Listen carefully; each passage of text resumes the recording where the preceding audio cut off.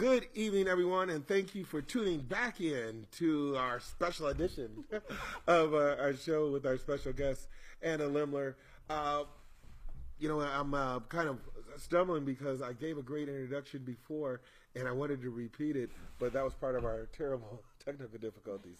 But in short, what I said is Anna has just a great career in private, public entities working on behalf of social justice. And I invite you to Google Anna Limler, and you can check that out because I met her at some of the functions that people that are interested in social justice in this area, some of those events and functions that those people attend. And just in those brief encounters, I could tell that she was very committed to her work, cared about it, and was knowledgeable. And I can't say that the same thing about a lot of people in positions of influence that I've met. So I was excited to have her on. But given that diverse work history that she has, and I wanted her to be comfortable just to be her and talk about her perspective from that standpoint and not speak for any of those great organizations that she's been involved with or is involved with right now. So we get to hear about Anna, a real social justice warrior, I think, that wears the badge proudly. And welcome, Anna. Thanks, Alex. Thanks so much. Happy to be here. So, Anna, where are you from? Oh, so I am from the Midwest. I was born in Indianapolis, and then when I was 10, my family moved outside of Chicago. So I feel very much like a Midwesterner, and I really identify with where I'm from in the area of Chicago. I think just because I was older, while I was there. But also actually because, truthfully, where I grew up in Evanston, Illinois, has, I think, really influenced the work that I do and how I live my life. Again, I just point out, because this is our second time having a discussion, so I'm going to try to, because I wanted to be a little bit more spontaneous. I don't want to ask her the same questions again.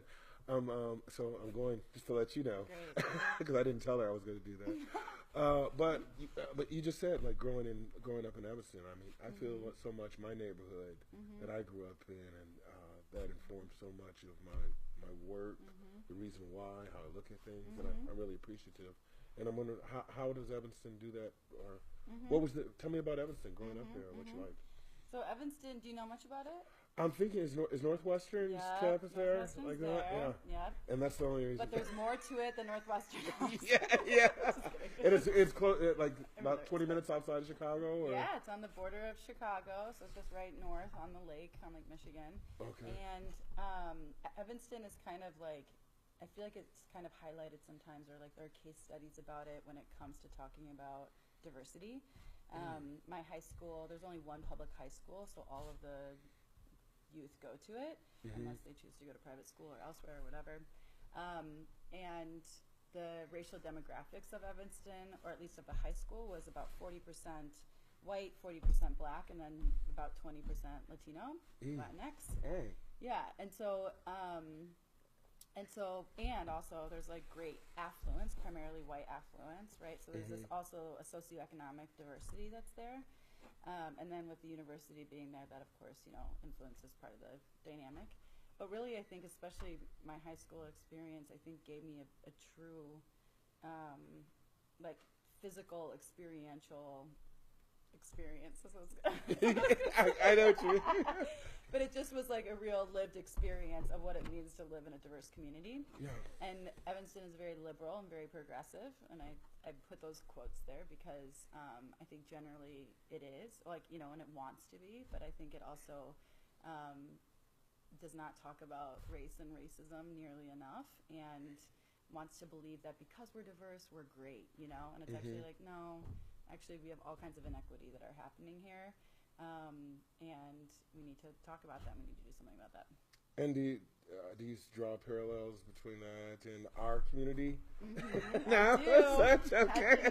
Okay. Yeah, actually, it reminds me a lot of parts of Washtenaw County. And I think sometimes I feel like it can even be harder conversations for those who are really well-intentioned or who really believe that they're already doing the right thing to actually say, like, we actually really need to do more, we need to do it differently, versus if people are a little more just outright, then there's some real obvious disagreement, Right. We're definitely going to dive into, and we're going to go for an hour, and we're going to talk a lot about racial equity. But I want to give a little bit more personal bio. Sure. We're in so diverse community in Evanston. Your first university that you went to, where'd you go? Went to the College of Worcester, which is in Ohio. It's a very small liberal arts school. And actually, I felt like culture shock going there. It sounds kind of ridiculous as a white person to say that, but I literally was like, whoa, there's so many white people here. And so it was really different, from Evanston. And I had a really good time. And I mean, I had a really great education generally, although we can get to that too, as it relates to racism. And was able to do many like activities and things that I'm really interested in, but it definitely is a predominantly white institution. How'd you find Worcester? Is it W-E-S-T-E-R? It's W-O-O-S-T-E-R. Okay, I would most people, but that's Yep. the mispronunciation, or is it Worcester? Yeah. Worcester. Worcester. Worcester. Sorry. Yeah, Worcester. Okay, Worcester. Not Rooster. Worcester. Worcester. Yeah, okay. yeah. How'd you find Worcester? Because Yeah. I don't think I've. Yeah, heard of it. Yeah. So, No, sorry, whatever you- yeah, no. I think I actually kind of remember. This is funny. I don't think I've thought about this in like 15 years or whatever. But I think I just remember there being like some book that I had, and there being a section on liberal arts colleges, and I just knew that if I could get enough scholarship to attend a small school like that, that I really wanted that. I wanted the ability to know my professors and to be able to do a lot of different activities and just kind of have a smaller community. And so I applied to a ton of liberal arts, and then actually got lots of scholarship for music, and so I decided to go. Oh, cool. And well, it's so hard because I wanted to just jump to the music, but Yeah. no. But with the from when I had this idea of a traditional liberal arts class, and was it a private liberal arts class? And a private liberal arts, I think, probably real small class size, just awesome professors, Yep. new dynamic, creative ways Totally. of Still learning. friends with my professors, yeah. Probably maybe like a practicum involved. That's a little bit more advanced or more in depth, and so lucky you. Yep. What was some of your favorite experiences? Yeah. Lucky you. It's true. No, totally lucky me, and obviously so privileged to have so many opportunities like that. We did something that Worcester's known for is the independent study, IS, which is senior year. You have a year-long project. And so I had in my junior year studied abroad in Ecuador and had done work with street children, and so I was really interested in that. So I decided to study it for my senior thesis. Oh wow, man! What was your major? Sociology. Boy, that's we only have I only have an hour. I just popped so many questions. But you said music. What instruments do you play, or do you play an instrument? So I grew up playing cello, and that's what my music scholarship was for. And then I also sing. Oh, okay. Yeah. Any particular genre your favorite, or your best at, or all? Or? So I was classically trained in cello for 14 years, and then also took a couple years of training for voice, primarily classical. And but I'm trying to break out of it. Okay. So I actually sang in like adult choirs when I lived in New York City, and here I sing in choirs. But I'm really feeling a lot of resistance towards classical music, which feels both right given kind of the work I do, but also is sad because I was raised with that, and there's also really beautiful parts of it.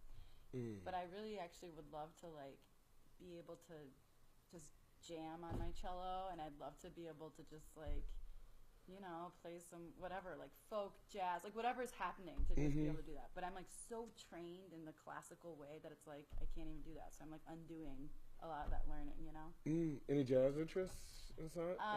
Not like specifically, but like, Because as a more freer way of classical, it's like more natural progression. Totally. Of doing, it was interesting what you said. A lot of in my time in China, a lot of students that maybe mainland Chinese students that had an affluent background, there was a stereotype of them of as soon as they get out of class, the classical music practice, and then the English teacher, then a French teacher, and maybe, and then overall tutor before bed.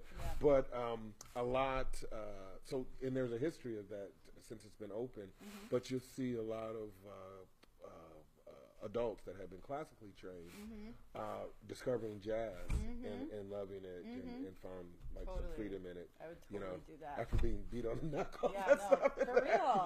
Yeah. I know. And they're so intense about it, you know. You know, actually, well, we can get into it more, but I just feel so many parallels actually with like racial equity work and all of that, which is that like I feel like I can't even create my own music in my brain because I'm literally been so trained to read someone else's and like produce someone else's, you know. And so I wish I could just sit down my cello and like do that. And when people write songs and stuff, I'm like, oh my gosh, I think it's magic. But I'm like I can't even go there. It's wild. But I think recognizing it is a step. You know, like some people are just that way. Yeah.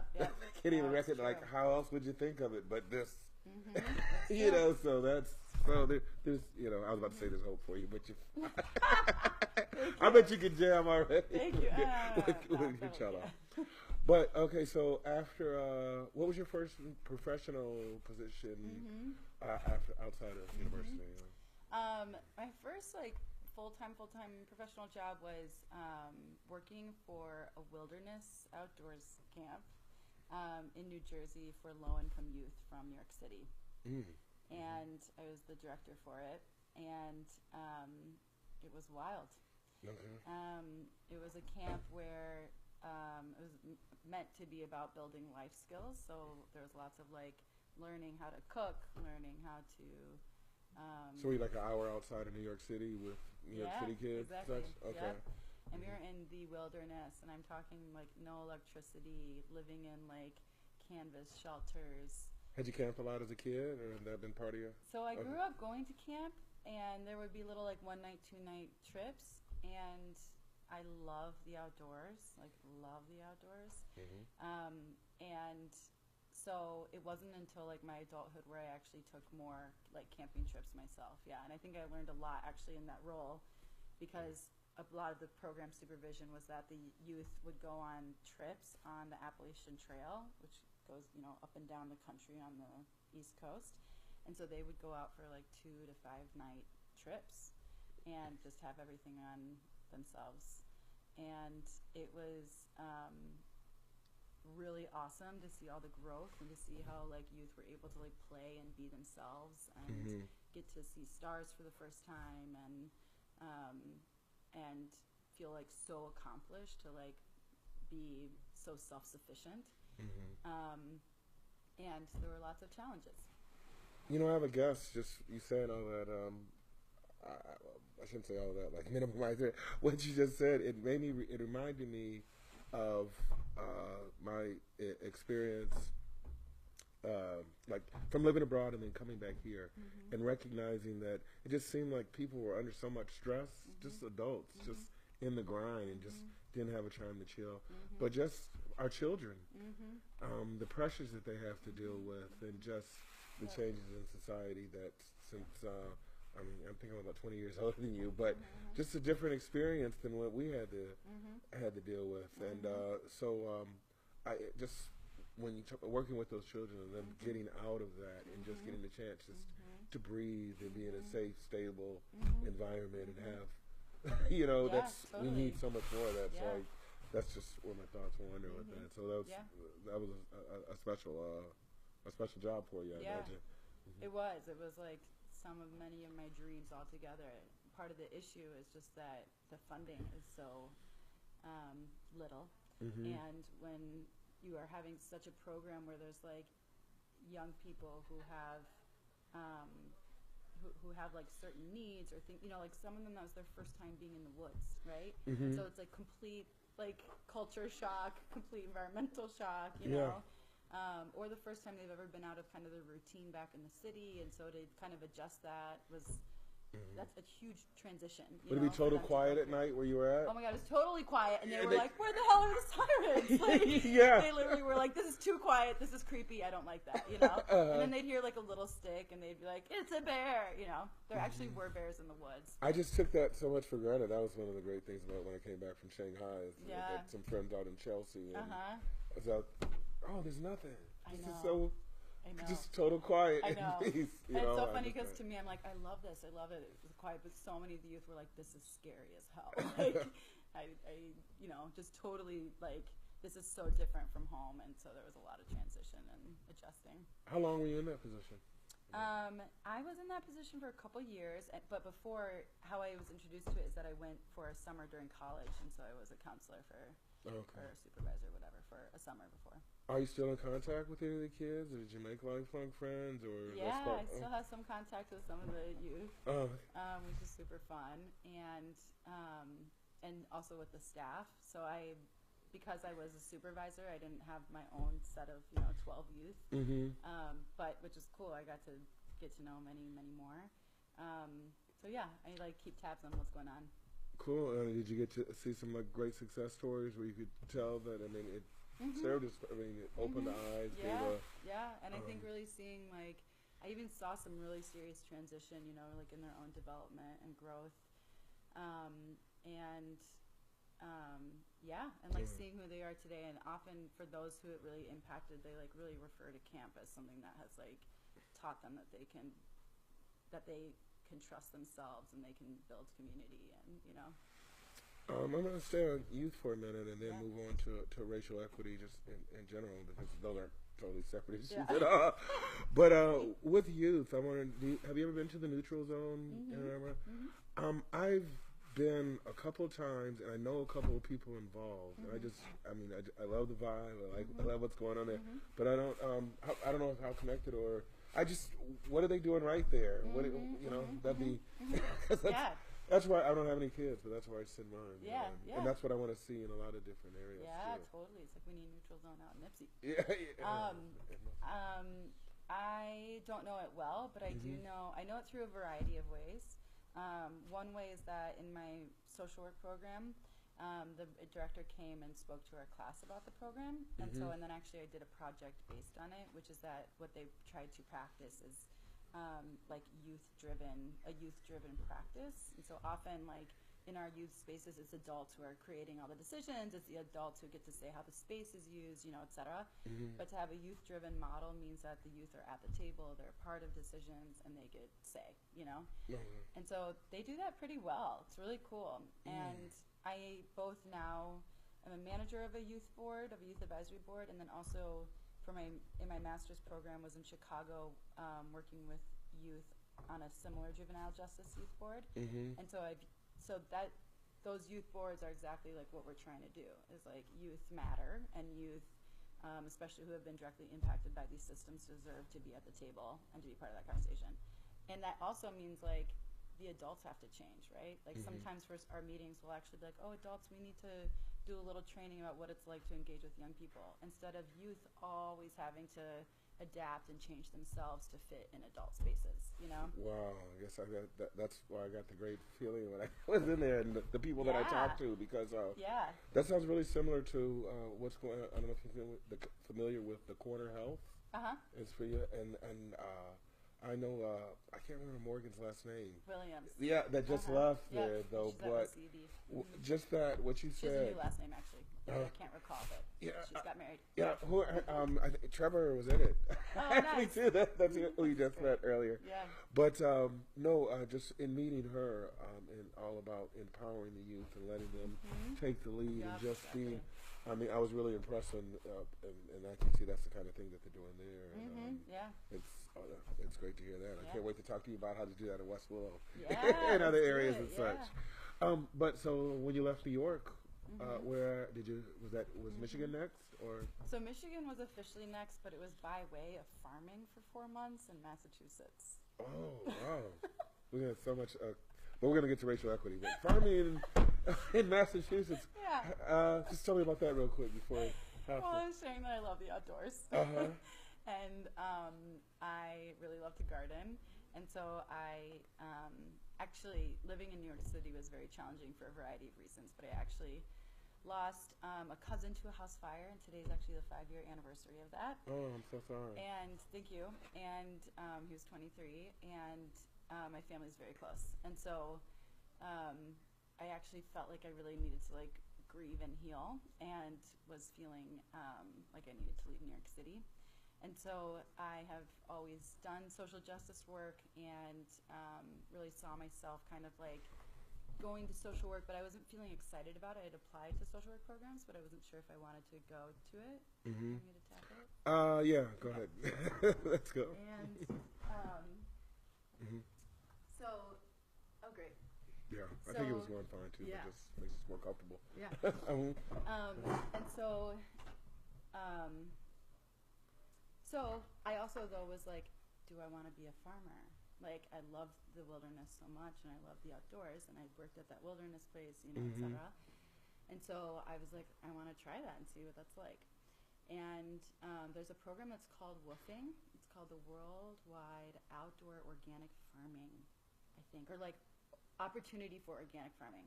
And you can go live on farms. Mm-hmm. No, I'm just saying because this, you know, I in my professional, Yeah. I'm very connected with the food system. Yeah. And, Oh, okay. So and you know just- it? Oh, sorry. No, I want. Oh, okay. I'm incredibly interested about this. Okay, but cool. that's another show. Oh yeah. I'm Okay. driving. Okay, we're gonna go so quick. Uh-huh. So basically, it's a program where you can go and live on a farm, and you can work on the farm, and then you get free shelter, free food, etc. Mhm. So that's what I did, and it was awesome. And I lived on a farm where I did produce stuff, but animal care and carpentry. And then during that time, I was like, dang, I really want to be a farmer, and I feel called to do other work as well. Not that they're totally different, right? But just Yeah. that I was like, shoot, I have like skills and interest in these other things. I'm going to go get my master's in social work in order to do the work I'm doing now. Wow, I wish I had. I always wanted to show off and not take notes. Oh my God. But I'm gonna have to. You don't. Yeah. But I can go back and watch my own show. So that's why. No, because there's just about 5 different ways with Yeah, so the true. farming thing that I So true, that yeah. I like to talk to you about. Yeah. But so you did that in Massachusetts, and then you. And then I moved here for my master's in social work. And my sister lives here, and she, with her husband, and she has 2 kids. And so I get to be an awesome auntie, and I love it. Oh, as a proud uncle, you know. You know? Yeah, it is. That's great. And that's cool to hear about you. I didn't know if you were, because I knew that you weren't from Michigan originally, but to hear that you have family here too, Yeah. It's great. Was she here first? She was here first? Yep, And then- she was, yeah. She's a physician actually in Ypsi. Oh, Doing okay. family medicine. Yeah. Oh, wow. Just another show. Any other family besides your sister and niece and Not in nieces Michigan. and nephews? You have nieces and nephews, or? 2 nephews, yeah. Oh, okay. A baby and a toddler. Cool. Okay. So, racial equity. Yeah, let's do it. Yeah. Sorry. How would you define racial equity? Because, and I just think with so many discussions about race, Yeah. one person says one person says one thing, another person hears another thing. Yeah. Our polluted media environment. Yeah. You know, just to get a definition of racial equity, I think is really important. What's the common understanding? So, can you give us what are probably the common definition, or how it should be understood from someone in the profession? Sure. So equity is really about outcomes and changing outcomes so that white people are not benefiting more than people of color, and it can be kind of confusing because I think it can get lumped into kind of the diversity, equity, and inclusion or like world, which is often when we talk about equity in our institutions, that's usually where it gets kind of lumped. But diversity really is about representation, and inclusion is really about like access to information or who's sitting at the table. And then equity is I think deeper and larger, and it's really looking at like what is going on, why is that happening? So looking at root causes, and then what are the interventions or resources that we need to use to change what is happening. And so institutionally speaking, that would be looking at policies and practices and patterns, and looking at those with an equity lens and changing them.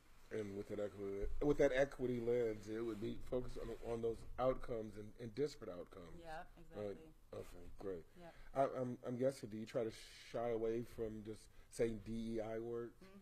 I do. Such, yeah. I feel like I just feel like the D and I label, I feel like, or I guess how I feel like it's been playing out is like that, little events here and there and like representation, is good enough. As long as we have like our cultural monthly lunches or whatever, like it's fine. Yeah. But this is really saying like we have to change these outcomes and change the conditions. And so I think talking about equity needs to be kind of more explicit. And I mean, I'm so glad to have you on, because I doubt if you took a poll at some of the different events that you and I go to, or events like that, how many would be able to say that diversity is about representation and equity is about outcome and inclusion is about participation, and delineate, So, yeah, tell your friends. Really? Tweet it. That's what we're talking about. In all seriousness, though, I at a lot of those events that I mentioned and such, the cynic in me says like, the people that need to be here aren't here. Yep. These are all the people that recognize that there's an issue, there's a problem, and they've come to this point in their life, and that's great. But and I'm glad you mentioned earlier about growing up in Evanston and that diverse background. My background, definitely diverse, working class whites that I grew up with, and I just know they aren't buying it. They're not accepting some, and and some, in all honesty, to me, and I think to an objective person, could say some of the most racist things, but have relatives that are black, other people of color, and it's for me as an outsider, I say it's an ignorance or an affliction or something that they just don't see, but they're making excuses for it and stuff, but it's racism, So just those are the people that I really think need to, and I'm wondering. Wait, I'm sorry, just for clarity, you were saying the working class white folks? I'm saying working class whites. I'm saying working, and I don't want to and I'm glad you did stop me, because I don't want to just. I don't want to generalize all working class whites, because that's one of the great things about Ypsilanti Township is that it's full of working class whites that definitely share an appreciation for the diversity and love the kind of background. I mean, that's Ypsi Township. That's this area. Yeah. So I don't want to just do that broad brush. I'm glad you corrected me. But I am talking about some working class whites that definitely do not feel they're racist, but in my estimation, I think some objective people, they heard some of the things they say or some of the views they endorse. There's nothing but. You can only call it racist. Totally. But I think there's some people that fall into that group that it really is. It's what race is, an affliction or it's a cognitive dissonance or something. That there's a root goodness there some way, but just this experience and this culture that we've grown up in, it's gotten them to this point, and they need to come to those meetings that we're at. So I'd love to, and I say all that, and I want to hear some of your experiences with maybe some people have, or just in your life that you've seen some people evolve in their thoughts. But I say all that because I want people to be able to rebut some of those arguments some of those people will make about equity work and such. But maybe you can give us some good stories about that too. I mean, it's so sad and awful because I feel like obviously we're taught to be racist as white people, and well, I'll make it easy. I'm sorry, but this will be good. Like that, I think that would be I'm going to put on my. There's a hardcore Trump supporter that grew up a street over from me. Okay. And the only reason we're friends is because we went to school together. Oh my gosh. And we're really. I like. We didn't see each other for a long time and such, and but that's the only. But we're good friends, so I'm imagining what he'd say. Yeah. So. What you started off, how are we all training to be racist? What do you mean by that? Yes, this is so good. What would he say? Oh my gosh. Well, yes. So, So. Yeah, what do you mean? I'm so tired of all this. Yeah, that's not. Yeah. So, should we do this? We'll just do the role play. Yeah, this is fun. Okay. Great. Well, first I might, if I knew I was talking to a Trump supporter, I might use a little bit of different language, but also happy to reply to that, which is to say that we're taught to be racist in the sense that a lot of our media and different things that we consume tell us that people of color are inferior and that we as white people actually deserve X, Y, Z and people of color don't. And so, you know, if I watch a movie, if I look in a magazine, it prioritizes white people, and it often paints a narrative of people of color that they're criminal or that they're bad or they're untrustworthy.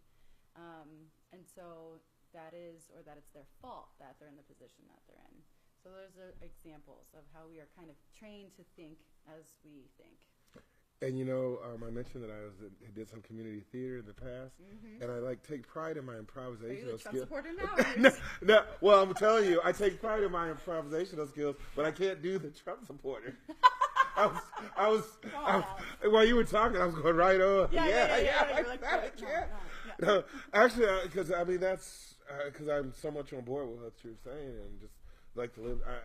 I don't think I'm 49 years old, and when growing up, I mean, I can remember oh, there's somebody black on this show. You know, I was a big Leave It to Beaver fan growing up, but it was disappointing. It was one time a maid at the school that Wally went to before, like that.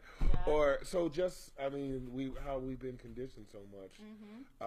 That's what I was thinking of. So it distracted me from being Trump supporters. So that's cool. So the media, as far as rebuttals, I mean, you get in discussion about what kind of images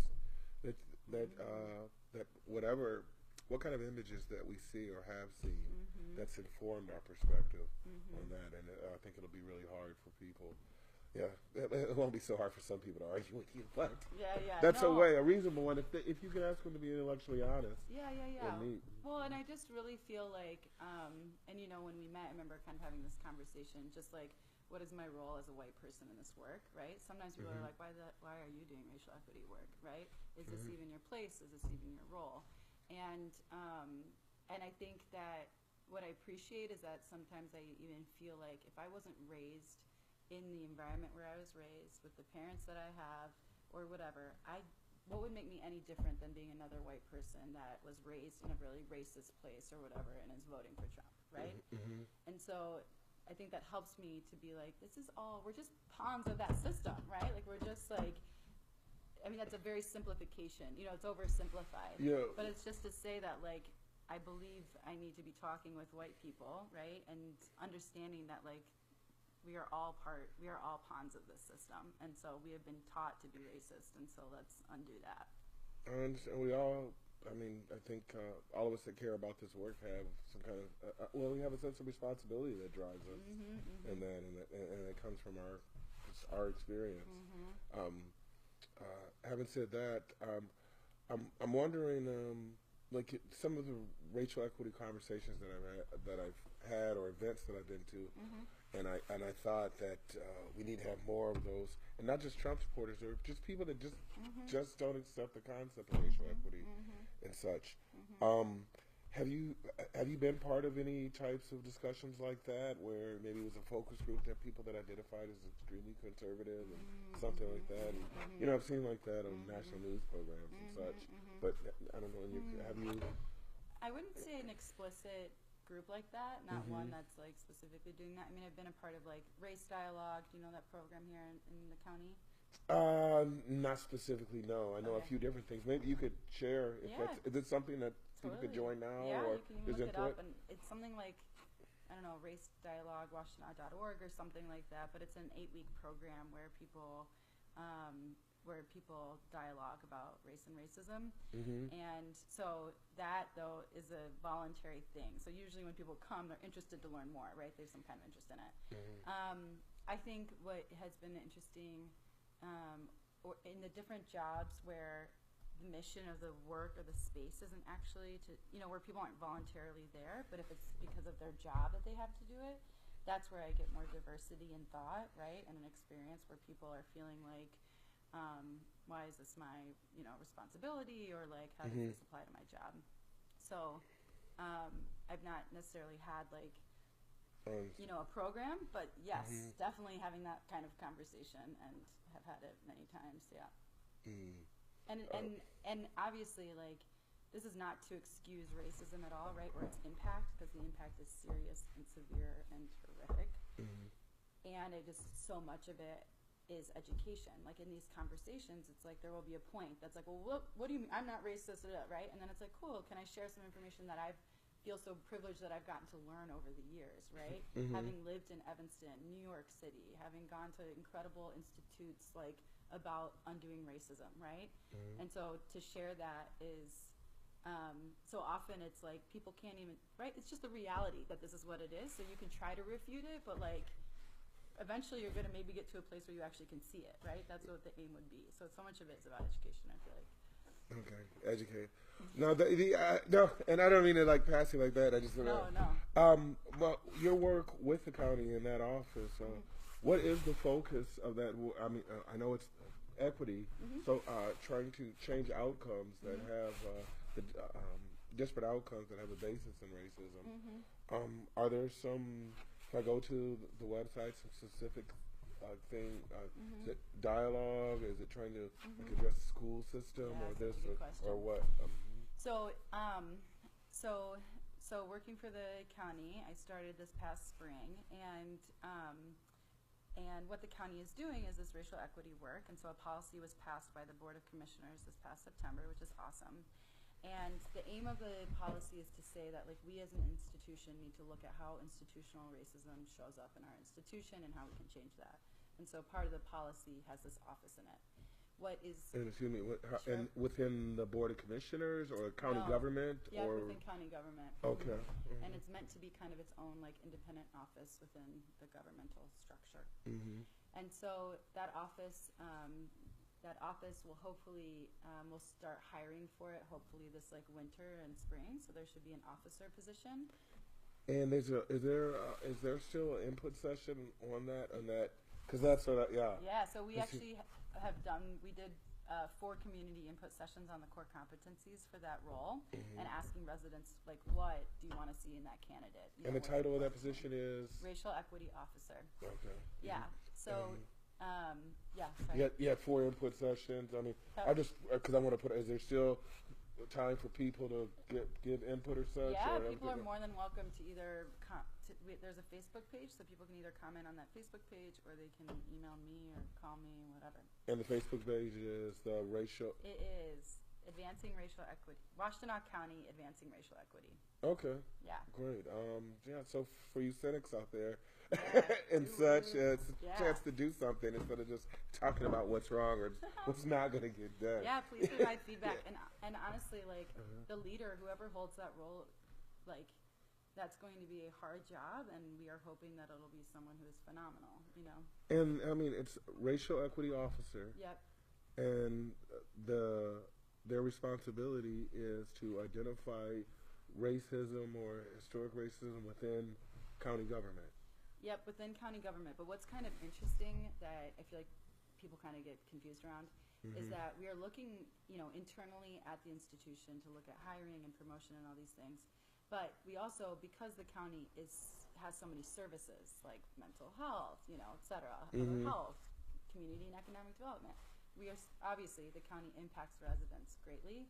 And so when you were asking like, okay, so what is kind of the priority? What is the goals? You know, the dream is that kind of looking at the youth-driven model is that like the goals need to be determined by the community. And so the dream, I hope, is that, you know, it shouldn't just be me making decisions for people. It shouldn't even just be 2 people in an office. Right. That's we've had 4 input sessions too. Yes. But yes, I just want to give you guys credit. Thank you. Yeah, because we're trying to do it differently, right? Yeah. And so I don't know any other position that's had like community input into the, you know, core competencies of it.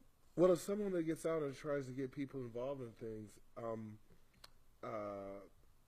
it's hard. What I tell people though is that these things are available, and that's with other people that are organizing and that have been doing things in this area. That's a core thing. That's a challenge. It's true, because when we criticize a lot of institutions and places, they can always say, "Well, we did this, this, and this," and only 4 or 5 people showed up. Yeah. And such. Because I've seen, I think at the last public input for this racial equity officer. Yeah. That was well publicized. Yeah. How many people were there, other than the professionals, or the people that were in their office holding capacity? Yeah, I don't know. Totally. How was anybody there? Yeah, so it's really interesting. I would say, like, so the Ypsi one had about, well, if we're excluding the professionals, Mm-hmm. 3 or 4. I don't know if you know this, but before for the policy, we had other community sessions. Did you know that? No, I didn't, but I'm sure, That's we're cool. educating our audience. Totally cool. So we had 3 over the summer, and those were well attended, like 30 to 45 people. Mm-hmm. So it's actually been so interesting because, and many of those conversations highlighted the distrust in government, right, or the doubt that this would even work. I think it's still good, but do you want me to touch it or no? Yeah, go ahead, just in case. Go ahead. That's No, it's good. Thanks. This is fun, yeah. So, hello everyone. Okay. So, we had 3 sessions this summer, and that's when a lot of expression happened about distrust of government, or like doubt that this is even going to work or do anything, or worry, really, right? That like we'll do this and then it'll fail, Mm-hmm. And so I share that just to say, because then there were so few people at the next one, Mm-hmm. which I've heard from some people were like, oh, you already, like you've got those core competencies, you didn't need my opinion. Or I think too what happened is that when we started the policy, it was actually called an ordinance, which by Michigan law means that it would mandate everyone in the county to abide by it. But we aren't there yet, and we can't make that mandate that like all institutions do all this racial equity work, and the punishment is typically like 90 days in jail or something. Mm-hmm. So we had to say this is a policy, an internal facing policy. So I think that changed too over the summer, and then maybe people were less interested. But regardless that I will say though too that I'm really hoping that we did have those sessions, and about 4 to 5 people showed up. And we did them in different locations, in Ann Arbor, and Ypsi, and in Chelsea. But like, I think there's like some more accessibility there, but it still could be so much more like intentional and accessible, right? Like, Yeah. What does it look like to like pay folks to be there, right? What does it look like to ask where they want it to be held, And I really evolved on that after, as far as paying people, Mm-hmm. from just trying to do things in the community, Mm-hmm. And then and at first I think, well, nobody cares, nobody's coming out. Mm-hmm. They talk about this stuff, Mm-hmm. and then no one shows to our neighborhood. Mm-hmm. But then after I was out of the country, and Mm-hmm. and just seeing how busy people are, Mm-hmm. especially if you have children. Mm-hmm. Oh my gosh, And such, totally right. and then Like people we should working provide 2 jobs childcare. and such, Provide- and then with the history of different neighborhood functions and groups and things, Right. and things not coming to fruition and Mhm, such, so I can understand the cynicism, and I definitely we need to compensate people, Mm-hmm. and especially when I think of like some third-party organizations or Mhm. consultants and such, Mhm. and things that show up at meetings and this is their work. Mhm. And how, like I said in the introduction, you don't see the level of commitment or Mhm. knowledge, and they're getting paid, and we're Mhm. volunteers. Yeah, So totally, exactly. I think if we were sincerely interested in finding out what the general public thinks about issues, if we Mhm. really want their interest, you have to provide that some Mhm. type of compensation. Mhm. Yep, I agree. What I always say is that if a company or a corporation was going to do a focus group or try and draw a sample on a Mhm. population the size of Mhm. Washington County, Mhm. there's no way that they would move on information from what shows up at some of Mhm. these meetings, Yep, yep. And I think this work is so much more important Yep, than, totally. if you're going to roll out a new lollipop or, Totally, or I know, something, or I video know. game, No, that's you know? exactly right. Yeah. And I hope that, when the office is in existence, I hope that the time that it takes to really figure out what is a community-driven goal setting, right? Like what does the community believe to be the greatest problems, right? Mhm. And what does the community want in terms of prioritizing that, et cetera? That should take a long time, not years, but like that should take a robust amount of time, right, to do it really well. Yeah. And not just be like, okay, here's 3 little groups and, whatever. But also to pay those people to really have, like, representatives of various neighborhoods, and to I make love to it hear that, really yeah, because accessible. it does take some time. Yeah, totally does. It does take some And there's time. going to be disagreement, and there's going to be, like, Mm-hmm. yeah.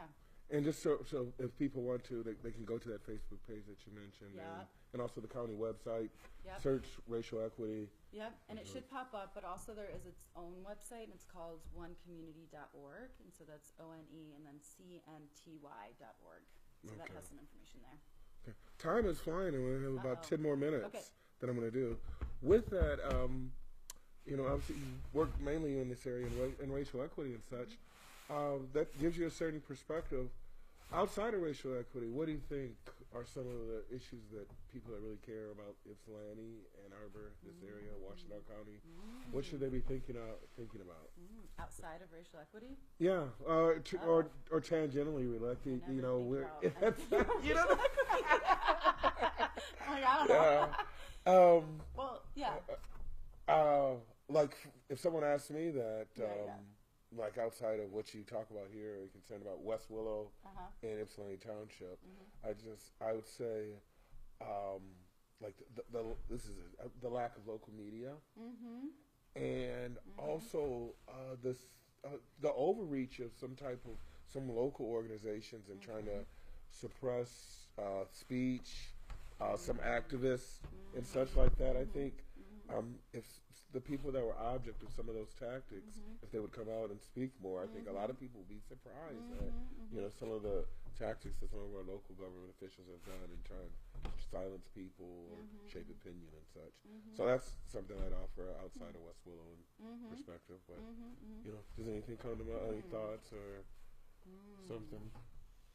And well, I'll be quiet and let you think. And that was a biggie. You want to talk about it? Well, it's so hard because I'm like, I want to think of like water quality or think of like housing issues or whatever, but all of it ties up, obviously, with racial equity. So that's what I'm trying to think of.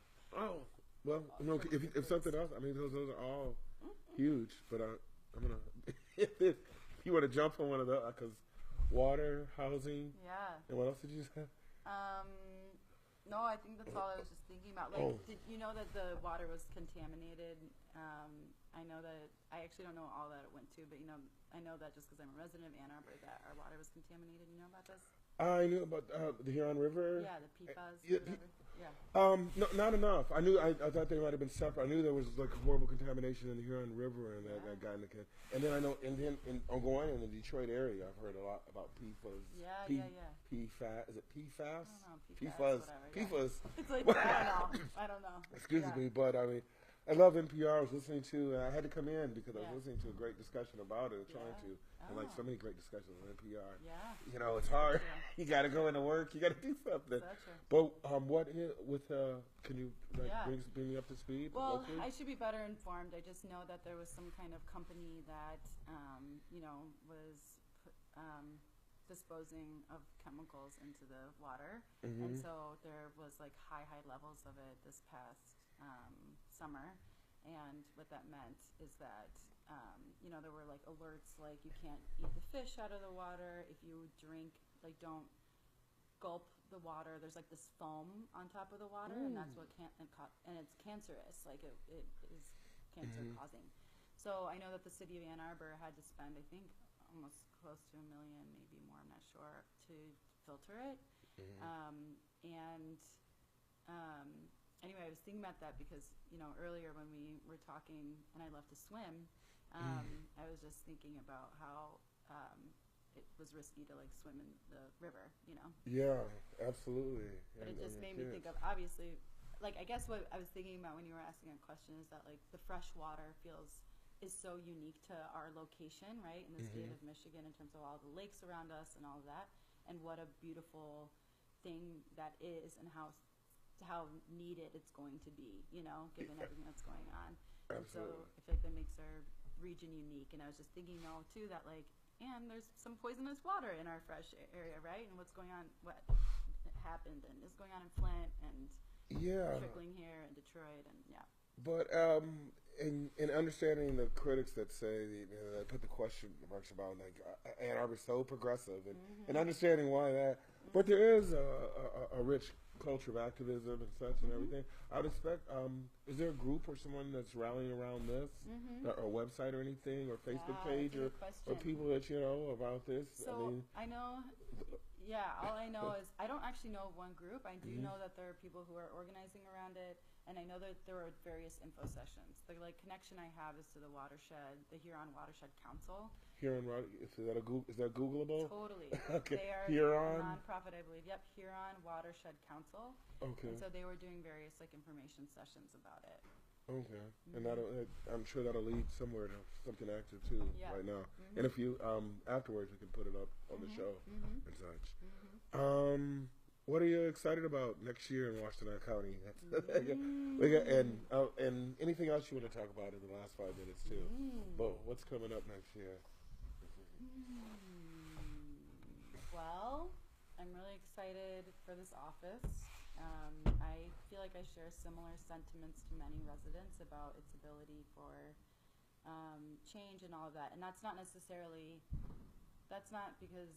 of like some secret hidden thing. That's just to say that this issue and issues are massive, right? And so to really do the work, it's going to take resources and time and all of that. But I am excited for that because I think it'll help change kind of the narrative, right? And it will name racism on a larger picture, and for an institution to do that of that scale, I think is really significant. So I'm excited about that. Also, though, I'm excited. Can I do a little plug for the Juvenile Justice Youth Advisory Board? Oh, heck yeah! Hey, please do. The Juvenile Justice Youth Advisory Board is awesome. You should check out our Facebook page. And what do they do? The youth are just so great. So basically, it's about this kind of youth-driven model where it's about leveraging the voices of those who have been most impacted by the system in policy making.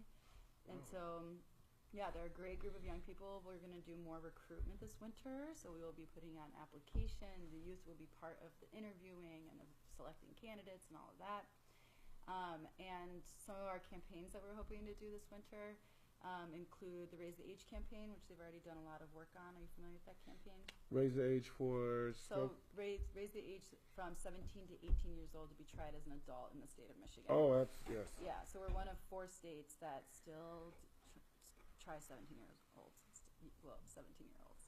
Did the state attorney general's office or a local prosecutor or someone say that they would not, or something that's been, or where did that come down? Because I know we weren't doing that, but that's not mandated by law. That was the prosecutor discretion. Yeah, so it's interesting because it's a state issue, and so actually the Board of Commissioners last year, because of the advocacy of the Youth Advisory Board, they wrote a resolution for the board, then proposed it to the board to pass, and they did, saying that we care about this and symbolically, endorse this, but legislation has to be passed in Lansing because it's state mandate. Okay.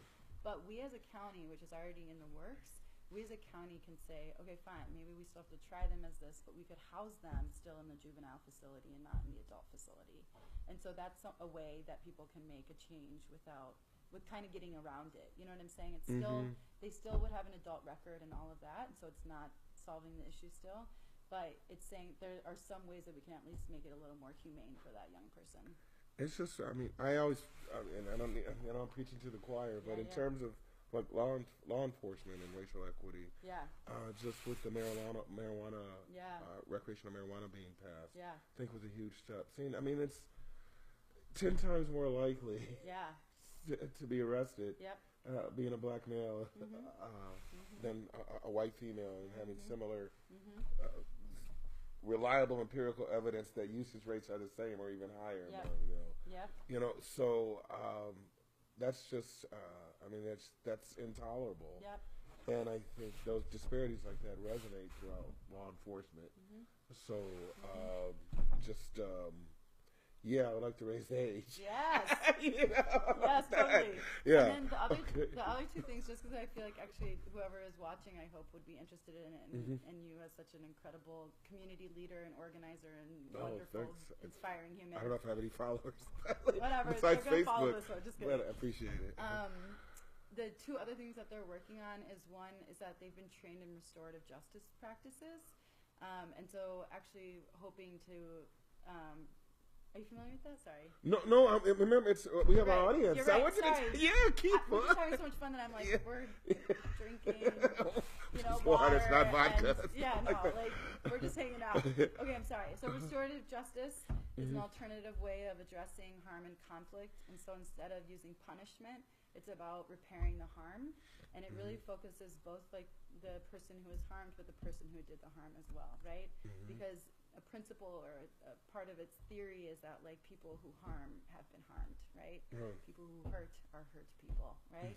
And so to label people or to punish them or whatever, it's not effective. It also doesn't heal anything for the person that was harmed. It's just really not effective. So restorative justice is different practices, and the main practice is using a circle process. And so there are keepers of those circles, and there's like questions and a talking piece and a centerpiece. Do you know, is that in practice right now in courts in Washington County? So a component? there's a peacemaking court where they do a little bit of that, but it's very small. Okay. And so what would be so great and what the youth, you know, have dreamed up is that they would be doing those circles here in Ypsi with other youth or other community members, because it's also a way to manage conflict, right? Or just build community. Like you can have a topic of the day. What's today going to be about? Could be anything from sports. It could be anything from national news. It could be a local, something that was painful locally, right? Yeah, and our youth need, I mean, conflict resolution. Yep. Just, Yep, my exactly. goodness, I mean, if you're not getting those skills at home or Right. just have anything to draw upon. Right. And how cool would it be if our youth were trained to do that for other youth, right? So that they're like doing their own stuff. Yeah. I'm thinking I have an aunt that was the elementary school principal for like 30 years, and she would always say it was the teachers and the parents. The kids were okay. So yeah, you could get the kids to do some dispute resolution between Mrs. Green and Mrs. Yes. No, totally. That would wow. Like, I'm thinking like in a corporate office. Yes, I know. I have a 12-year-old, Amber. Some of the dumb arguments you see about people. I know, that'd be so cool. And then the last thing is just that is when looking at, you know, policy change, especially in the justice system or legal system, the role of the prosecutor and how much influence they have. And so we're hoping to do like a prosecutor education campaign, and hopefully with residents in Ypsi to just be like, this is what the prosecutor role is. This is, you know, how it impacts people's lives.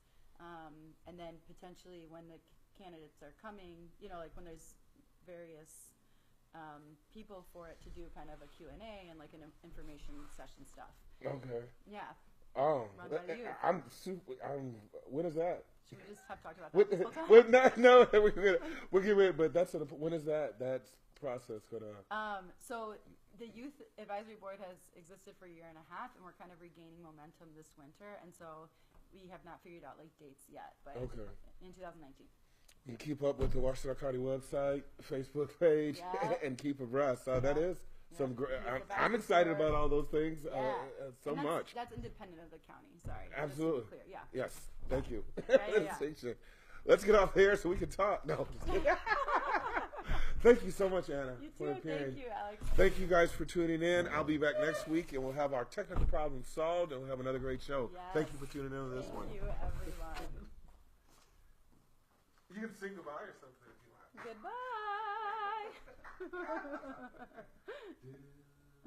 Goodbye.